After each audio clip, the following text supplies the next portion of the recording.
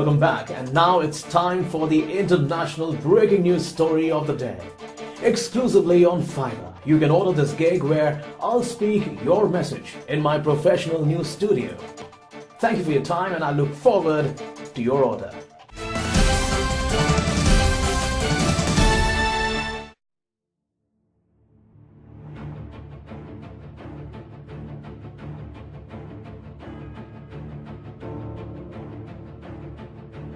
Mothership strikes in F-35s. How the Navy and Marine Corps might transform amphibious attack. The concept is to configure a dispersed, yet networked fleet of next-generation connectors and other smaller boats launched from big-deck amphib motherships. The larger host ships are intended to operate in a command and control capacity while bringing sensors, long-range fires and fifth-generation air support to the fight.